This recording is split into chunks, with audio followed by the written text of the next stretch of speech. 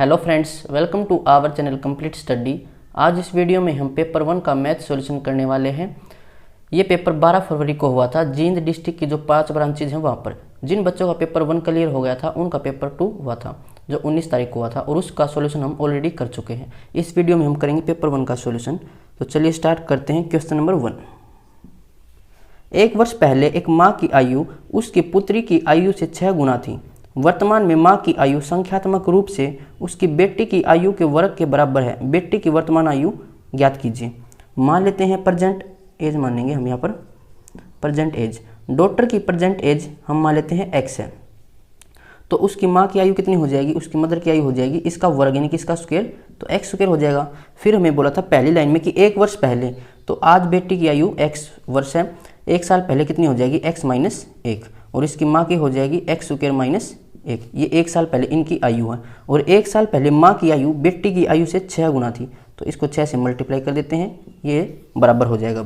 तो ये हो जाएगा 6 मल्टीप्लाई में x माइनस 1। अब ये हो जाएगा x स्क्वायर माइनस 1। 1 को हम स्क्वायर भी लिख सकते हैं, तो आइडेंटिटी लग जाएगी a square minus b square. Identity क्या होती है? a plus B, a minus B. तो इसको हम लिख सकते हैं x plus 1 x minus 1। x minus 1 से ये कैंसिल हो जाएगा। 6 बराबर हो जाएगा x प्लस में 1, तो x को इस साइड रखेंगे और 1 को इस साइड लेके जाएंगे, तो 6 माइनस 1 यानी कि x हो जाएगा 5। तो वर्तमान में बेटे की आयु 5 वर्ष है और इसकी माँ की आयु हो जाएगी 25 वर्ष। चेक करना चाहो तो चेक कर सकते हो। 1 साल पहले बेटे की आयु 4 वर्ष होगी और 1 साल पहले माँ की आयु 24 वर्ष होगी, जो कि इससे 6 मल्टीपल है।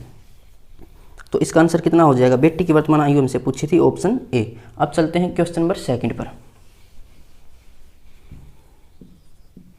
5 विषयों में शिवानी के औसत अंक 53 है। बाद में यह पता चला कि एक विषय में उसके अंकों को 51 की जगह गलती से 41 पढ़ लिया गया था। शिवानी के अंकों का सही औसत ज्ञात कीजिए।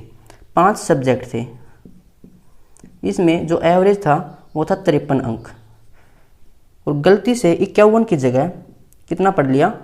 41। तो 10 अंक कम पढ़ लिए। अब इसको ठीक करने के लिए 10 अंक हमें बढ़ाने होंगे। 10 अंक बढ़ाने होंगे। अब ये 10 अंक हमें बराबर बांटने हैं 5 सब्जेक्ट में, इनकी 5 से इसको डिवाइड कर दें तो ये एवरेज आ जाएगा। तो एवरेज अब 2 बढ़ जाएगा। पहले कितना था? 53, अब 2 बढ़ जाएगा तो ये हो जाएगा 55। ये था इसका डायरेक्ट तरीका। इसको ऐसे सोल्व नहीं करना तो क्या करेंगे? 5 की मल्टीप्लाई करेंगे 53 से।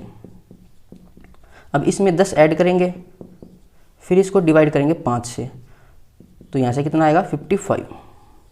ये डायरेक्ट तरीका होता है, इसको प्रेफर करना। अब चलते हैं क्वेश्चन नंबर 3 पर। इसका आंसर कितना हो जाएगा? शिवानी के अंकों का सही औसत, तो इसका answer option C. Question number 3। 6 घंटियों ने एक साथ बजना शुरू कर दिया और वो क्रम से 4, 8, 10, 12, 18 और 20 सेकंड के अंतराल से बजती हैं। एक साथ बजना शुरू होने के बाद 30 मिनट में घंटियाँ कितनी बार साथ में बजेंगी? तो घंटिया वाले क्वेश्चन में हम क्या करते हैं? एलसीएम निकालते हैं। सबसे बड़ी संख्या 20, 20 के फैक्टर बना लो, तो ये हो जाएगा 4 गुना 5 यानी कि 2 मल्टीप्लाई में 5। अब 18 को देखें तो 18 का कौन कौन सा फैक्टर इसके अंदर नहीं है? 2 तो इसके अंदर है, फिर कौन सा रह जाएगा? 18 हो जाएगा 9 गुना 2, 2 इसके अंदर है तो 3 गुना 3 और लिख लेते हैं। 3 3 9, 9 दूनी 18। उसके बाद 12 चेक करेंगे। 12 होता है 4 गुना 3, 4 भी इसके अंदर है, 3 भी इसके अंदर है। 10 देखें तो 2 5 10 भी है। 8 देखें तो 2 गुना 2 गुना 2, 1 2 और चाहिए, उसकी मल्टीप्लाई कर देते हैं। अब 4 इसके अंदर है ही, तो ये इसका एलसीएम हो जाएगा 5 गुना 2 10, 10 दूनी 20 दूनी 40 और ये हो जाएगा 3 3 9 यानी कि 360। अब ये किस में था? सेकंड में। तो 360 सेकंड में घंटियाँ एक बार बजती हैं। पूछा क्या था हमसे? 30 मिनट में। 360 सेकंड में कितनी मिनट हो जाएंगी ये देख लो। तो 60 से इसको डिवाइड करेंगे तो 6 मिनट, यानी कि 6 मिनट में ये एक बार बजती हैं। तो 30 मिनट में कितनी बार बजेंगी? सिमेट्री लगा के देख सकते हो। ये इसका 5 मल्टीपल है, तो इस साइड भी 5 मल्टीपल, यानी कि 5 बार बजेंगी ये 30 मिनट में। लेकिन हमें बोला था इसने कि एक साथ बजना शुरू होने के बाद, इसका मतलब एक बार पहले वो बज चुकी हैं, उसके बाद ये 5 बार और बजेंगी, तो कुल मिलाकर ये 6 बार बजेंगी 30 मिनट में। Option C. Question number 4।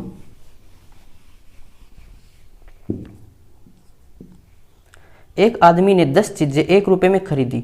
उसे 1 रुपए में कितनी चीजें बेचनी चाहिए ताकि उसे 25% का मुनाफा मिले? तो ऐसे क्वेश्चन हमने किरण की बुक में किए थे, बहुत सारे क्वेश्चन किए थे और इसकी मैंने एक ट्रिक बताई थी।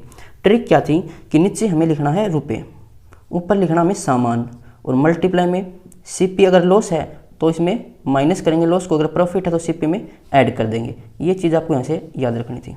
मुश्किल से मुश्किल क्वेश्चन इससे सोल्व हो जाएगा चुटकियों में। अब देखिए इसने बोला कि 10 चीज़ें यानी कि सामान है, तो सामान ऊपर लिखेंगे।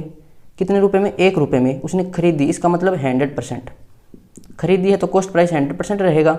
बेचेंगे तब देखेंगे लॉस और प्रॉफिट। तो फिर बोला कि उसे 1 रुपये में, रुपये नीचे कितनी चीज़ें बेचनी चाहिए, मान लेते हैं एक्स चीज़ें उसने बेची, ताकि उसे 25% का मुनाफा हो, इसका मतलब 25% का प्रॉफिट हो। तो सीपी में 25 ऐड करेंगे जो कि है 100%, तो ये हो जाएगा 125%। अब इसको सोल्व कर लेते हैं। एक्स की वैल्यू निकालनी है, परसेंटेज से परसेंटेज कैंसिल, 25 5 125, 25 चौका 100, 5 से कैंसिल करेंगे 2, तो एक्स बराबर कितना हो जाएगा? 2 चौके 8। तो 8 वस्तुओं से बेचनी चाहिए, ऑप्शन ए। अब चलते हैं क्वेश्चन नंबर 5 पर। अशोक के पास 60 रुपये प्रति किलोग्राम और 85 रुपये प्रति किलोग्राम ऐसे 2 प्रकार के गेहूं हैं।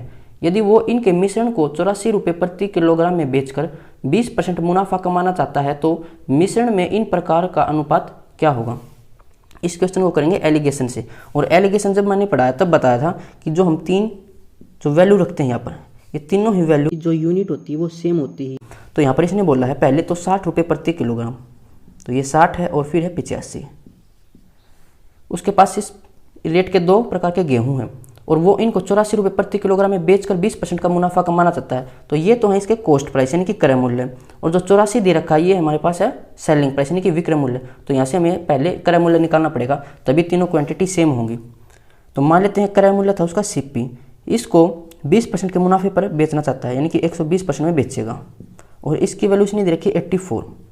कॉस्ट प्राइस पर 20% का मुनाफा कमाना चाहता है, इसका मतलब कॉस्ट प्राइस को 120% में बेचकर वो किसके बराबर बेचता? 84 में। तो सीपी निकालेंगे तो 0 से 0 कैंसिल, और ये हो जाएगा 12 7 84। तो सीपी की वैल्यू कितनी आ जाएगी? 70 रुपये। अब सीपी को यहाँ पर रखेंगे क्योंकि तीनों ही क्वांटिटी हम यहाँ पर सेम रखते हैं एलिगेशन के अंदर। अब तीनों ये सीपी हैं, अब एलिगेशन लगा सकते हैं। तो इसको माइनस करेंगे तो 10, इसको माइनस करेंगे तो 15, 5 से कैंसिल करें तो 3:2। किस ऑप्शन में दे रखा है? Option B. अब चलते हैं क्वेश्चन नंबर 6 पर। 10 और 50 के बीच सभी अभाज्य संख्याओं का योग क्या होगा? तो इसका कोई फॉर्मूला नहीं होता है, इसको हमें बेसिक से सोल्व करना पड़ेगा, यानी कि इनके बीच हमें कितनी अभाज्य संख्या वो निकालनी पड़ेंगी। तो 10 और 15 के बीच तो सबसे पहले आ जाएगी 11, 13, 17, 19, फिर आती है 23, 29, और फिर आ जाएगी 31, 37, और 41, 43 और 47। तो ये इनके बीच अभाज्य संख्या हो जाएंगी, इनका हमें योग निकालना। तो इनको जोड़ लेते हैं, तो ये हो जाएंगे दोनों 80 और 10 90। फिर हम जोड़ते हैं 23 और 37 को, तो 50 और 10 60, यहाँ से 60 हो जाएगा। फिर हम जोड़ेंगे यहाँ से 29 और 41 को जोड़ लेते हैं, तो 40 20 60 और 1 70, यहाँ से 70 होगा। 31 और 19 को जोड़ेंगे तो ये हो जाएगा 40 50, और ये हो जाएगा 20 30, और 11 अलग से है। तो यूनिट डिजिट से देखें अगर हम, तो इकाई का अंक 1 आना चाहिए। ऑप्शन में चेक कर लेते हैं। अब ऑप्शन में 2 ऑप्शन ऐसे हैं ए और सी, तो हमें पूरा ही सोल्व करना पड़ेगा इसको। तो पूरा सोल्व करें तो ये हो जाएगा 1, और यहाँ से होगा 9 और 6 15, 15 और 7 22, 22 और 5 27, 27 और 30, 3 30 और 1 31, यानी कि 311, ऑप्शन डी। अब चलते हैं क्वेश्चन नंबर 7 पर। यदि 6 वर्षों का साधारण ब्याज मूलधन के 30% के बराबर हो जाए तो यह ब्याज मूलधन के बराबर कितने वर्षों के बाद हो जाएगा? 30% बोला, 30% होता है 3/10, 30/100 करोगे तो 0 से 0 कैंसिल हो जाएगी। तो सिंपल इंटरेस्ट, नीचे है ये प्रिंसिपल, तो प्रिंसिपल अगर 10 है तो सिंपल इंटरेस्ट 3 होगा, क्योंकि 10 का 30% 3 निकलेगा। 6 वर्षों का साधारण ब्याज है ये, तो यहाँ से हम रेट निकाल सकते हैं। सिंपल इंटरेस्ट का फॉर्मूला होता है PRT डिवाइड में 100। सिंपल इंटरेस्ट है 3, प्रिंसिपल है 10, रेट हमें निकालनी है, टाइम दे रखा है 6 वर्ष, तो यहाँ से रेट निकाल सकते हैं। फिर इसने बोला है यह ब्याज मूलधन के बराबर कितने वर्षों के बाद होगा? तो ब्याज मूलधन के बराबर यानी कि ब्याज कितना होना चाहिए? 10, क्योंकि मूलधन भी 10 है, इसके बराबर ही हमें करना है। कितने वर्षों में? तो रेट यहाँ से निकालनी पड़ेगी और टाइम फिर हमें यहाँ से निकालना है। तो तो सिंपल इंटरेस्ट का फॉर्मूला यहाँ से लगाएंगे। सिंपल इंटरेस्ट कितना है 10, प्रिंसिपल भी 10, रेट निकालनी है, यहाँ से रेट निकल कर आ जाएगी और यहाँ से फिर उसको पुट करेंगे यहाँ पर, फिर यहाँ से टाइम निकल कर आ जाएगा। तो एक तरीका ये हो जाएगा, यहाँ से हम इसको सोल्व करें, रेट निकालें, उसको फिर यहाँ पर पुट करें रेट को और फिर यहाँ से टाइम निकाल सकते हैं। इसका ईजी तरीका हो जाएगा कि इन दोनों इक्वेशन को डिवाइड कर दें। एक किरण की बुक में हमने ऐसे क्वेश्चन और बहुत सारे किए थे, उसमें मैंने ये तरीका बताया था। तो 10 गुणा आर गुणा टी, इससे क्या होगा, हमें आर निकालने की जरूरत नहीं रहेगी क्योंकि आर से आर अब कैंसिल हो जाएगी।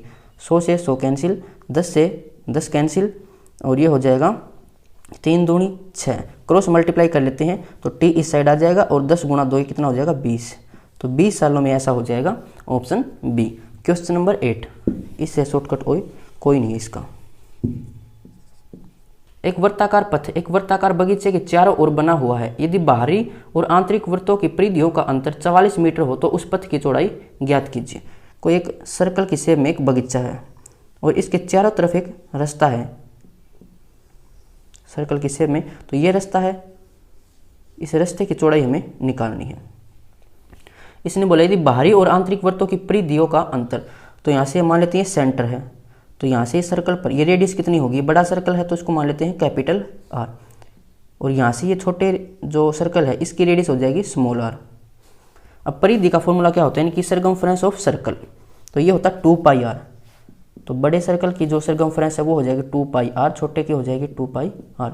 अब इनका अंतर हमें दे रखा है 44, पूछा क्या है उस पथ की चौड़ाई, तो चौड़ाई कितनी हो जाएगी, जो कैपिटल आर है इसमें से स्मॉल आर माइनस कर दें तो यही डिस्टेंस रह जाएगी और यही रास्ते की चौड़ाई हो जाएगी, यानी कि आर माइनस आर हमें यहाँ से निकालना है। तो एक काम कर लेते हैं, यहाँ से 2 पाई कॉमन लेंगे तो आर माइनस आर बचेगा बराबर 44। तो आर माइनस आर बराबर हो जाएगा 44 डिवाइड में 2 पाई, पाई होता है 22/7, 7 ऊपर चला जाएगा तो 22 दूनी 44 से 44 कैंसिल, कितना आ जाएगा 7, ये क्या था सेंटीमीटर नहीं मीटर था, तो 7 मीटर ये चौड़ाई आ जाएगी रास्ते की, ऑप्शन सी। क्वेश्चन नंबर 9, रेलगाड़ी में बैठे एक व्यक्ति ने यह नोटिस किया कि वह 1 मिनट में 16 टेलीफोन के खंभों को गिन सकता है। यदि वे खंभे आपस में 50 मीटर की दूरी पर हों तो बताइए रेलगाड़ी किस गति से दौड़ रही थी और स्पीड हमें बतानी है किलोमीटर पर हावर में। अब इस क्वेश्चन में एक मिस्टेक दे रखी है उन्होंने, वो मिस्टेक क्या अभी देखेंगे। पहले हम इसको सोल्व करते हैं, जो सही तरीका होता है उससे सोल्व करेंगे। पहले तो जब भी हमें कुछ खंभे दे रखे हैं तो उनके बीच की हमें डिस्टेंस निकालनी हो तो कैसे निकालेंगे। जैसे यहाँ पर 3 खंभे हैं और 2 खंभों के बीच दूरी कितनी है 50 मीटर की, तो इनके बीच दूरी कितनी हो जाएगी, तो इनके बीच स्लॉट बनेंगे 2 खंभों के बीच एक तो स्लॉट ये बन जाएगा, एक स्लॉट ये बन जाएगा, और इनके बीच है 50 मीटर की दूरी, इनके बीच है 50 मीटर की दूरी। तो कुल मिलाकर हम डायरेक्ट ये देख सकते हैं कि 3 पोल हमें दे रखे थे, तो इसमें से एक माइनस करना हमें, तो 2 आ जाएगा। अब 2 स्लॉट हैं और एक स्लॉट की डिस्टेंस थी 50 मीटर, तो 2 स्लॉट की हो जाएगी 100 मीटर। तो 100 मीटर डिस्टेंस हमें लेनी है। जितने भी पोल दे रखे हैं उसमें से एक माइनस कर लेना, वो स्लॉट आ जाएगा। तो यहाँ पर हमें 16 टेलीफोन के खंभे दे रखे हैं, तो स्लॉट कितने बनेंगे 15, और हर एक स्लॉट की डिस्टेंस कितनी है 50 मीटर। तो यहाँ से कितना हो जाएगा, इसको हम सोल्व नहीं करते, इतना ही रखेंगे। तो ये डिस्टेंस हो जाएगी टोटल। हमसे पूछा स्पीड, स्पीड होती है डिस्टेंस अपॉन में टाइम। डिस्टेंस कितनी है 15 गुणा 50 और टाइम कितना है 1 मिनट, यानी कि 60 सेकंड। अब ये मीटर पर सेकंड, हमें निकालना किलोमीटर पर हावर में। कम से ज़्यादा पर जाना तो ज़्यादा संख्या ऊपर और छोटी नीचे। 0 से 0, 6 तिया 18, 5 से 5 कैंसिल, तो 15 तिया 45 किलोमीटर पर हावर इसकी स्पीड होनी चाहिए थी, लेकिन ये ऑप्शन में ही नहीं दे रखा इन्होंने। तो इन्होंने मिस्टेक क्या कर रखी है, इन्होंने स्लॉट बनाए ही नहीं है। इन्होंने 16 को ही डायरेक्ट 50 से मल्टीप्लाई कर दिया है। अब ये डिस्टेंस हो जाएगी, इसको मल्टीप्लाई करेंगे टाइम से। टाइम था 60 सेकंड, किलोमीटर पर हावर में बढ़ाना है तो 18/5 से इसको मल्टीप्लाई करेंगे। 0 से 0 कैंसिल, 6 तिया 18, 5 से 5 कैंसिल, 16 तिया 48 किलोमीटर पर हावर। तो ये इसका आंसर होगा इनके अकॉर्डिंग। लेकिन एग्जाम में आ जाए 48 भी हो और 45 भी हो तो इसको टिक करना है। अब चलते हैं क्वेश्चन नंबर 10 पर।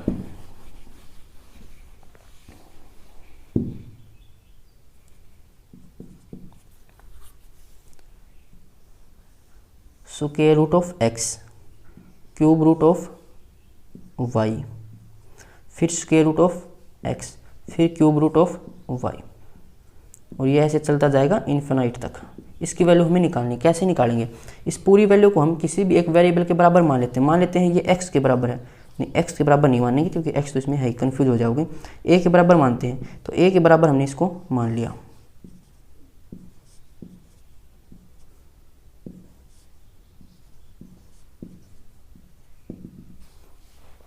अब क्या करना है, a बराबर में स्क्वायर रूट ऑफ x फिर क्यूब रूट ऑफ y, और ये चलता जाएगा आगे तक। और इसी चीज़ को हमने क्या मानना है, a, तो इसको बराबर हम a रख सकते हैं, यहाँ पर हम a रख लेंगे क्योंकि a का मतलब ये है इन्फिनिट तक जाएगा। अब हमें ये स्क्वायर रूट हटाना, तो क्या करेंगे, दोनों साइड स्क्वायर करेंगे क्योंकि स्क्वायर से स्क्वायर रूट कैंसिल हो जाएगा।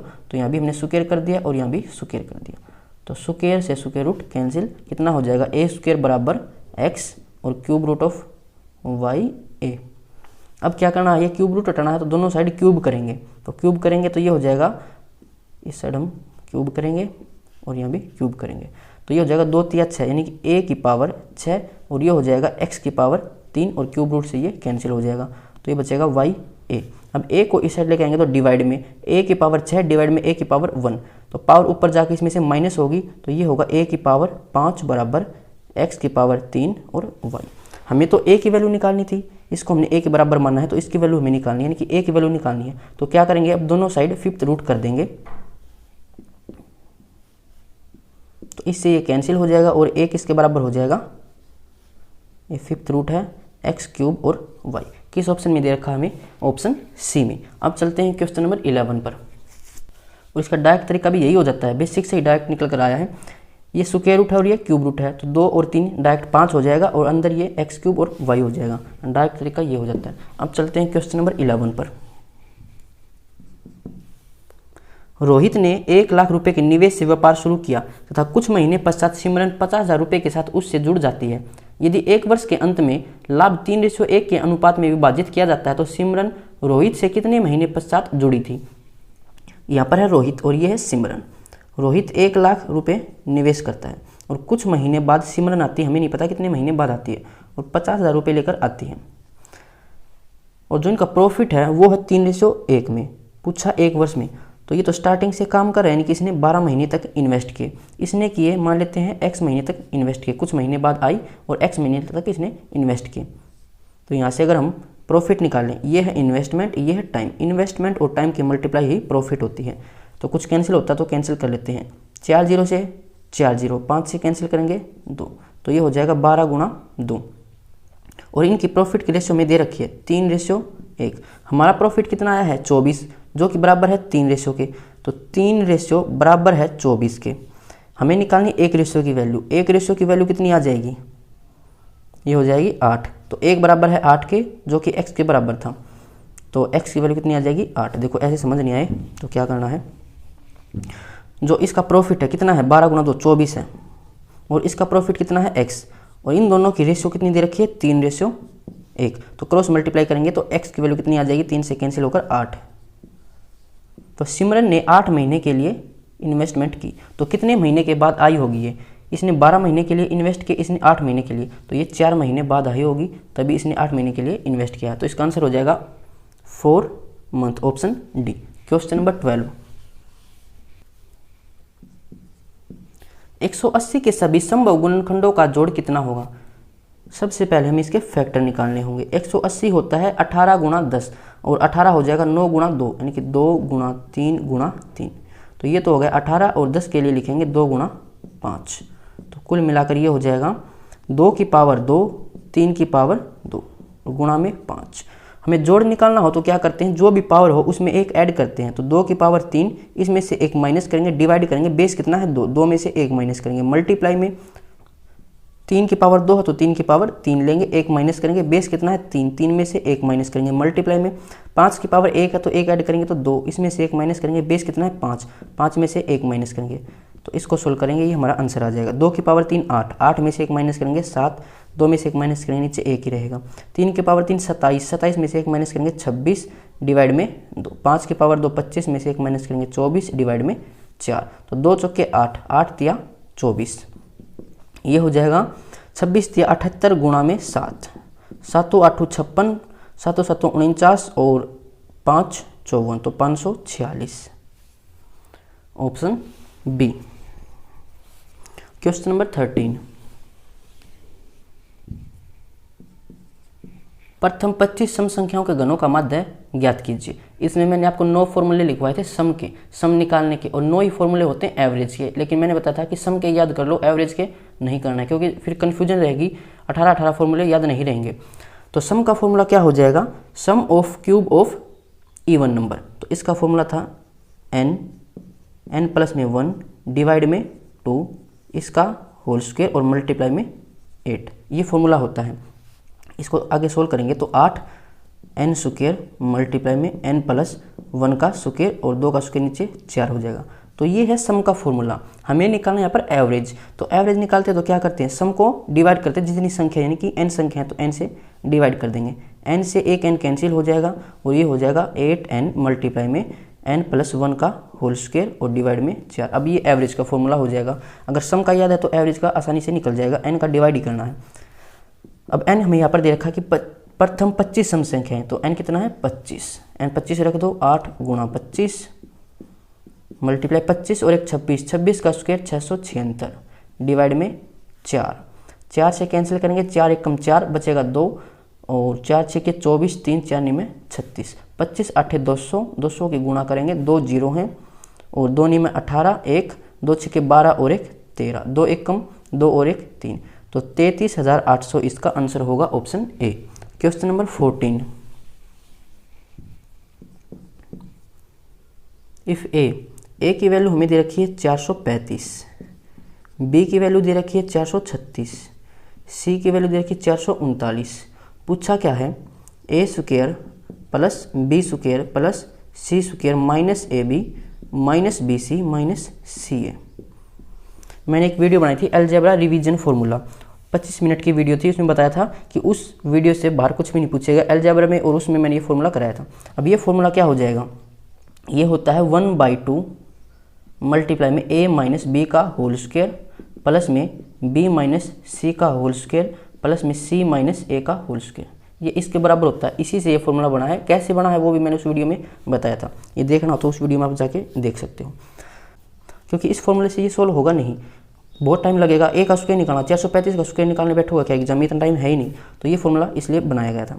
तो 1/2 a माइनस बी, ए कितना 435, इसमें से 436 माइनस करेंगे, माइनस का 1 आएगा, माइनस 1 का स्क्वायर करेंगे तो प्लस का 1 रहेगा, प्लस में b माइनस सी, b 436 माइनस 439, माइनस का 3 आएगा, माइनस 3 का स्क्वायर करेंगे प्लस का 9 रहेगा, c माइनस ए 439 में से 435 करेंगे 4 आएगा, 4 का स्क्वायर 16।